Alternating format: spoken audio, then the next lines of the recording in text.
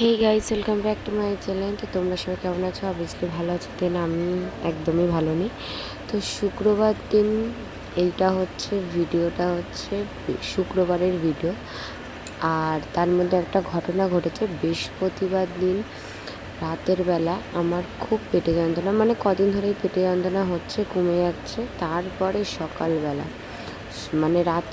দুপুর থেকে পেটে যন্ত্রণা লেগেছে বৃহস্পতিবার দিন, আর কমছে না, খুব যন্ত্রণা। তারপরে তো রাতের বেলা খুব বাড়াবাড়ি। তো আমার শ্বশুর শাশুড়ি, তারপরে নিচে আমাদের ভাড়াটে অর্জুনদার বউ বন্যাদি, তারপরে ওদের বাড়ি দুটো ছেলে এসেছিলো, দাদাগুলো, ওরা সবাই মিলে নিয়ে গেছে হসপিটালে। এমার্জেন্সিতে নিয়ে গিয়ে দেখো হাতে একটা ইঞ্জেকশনটা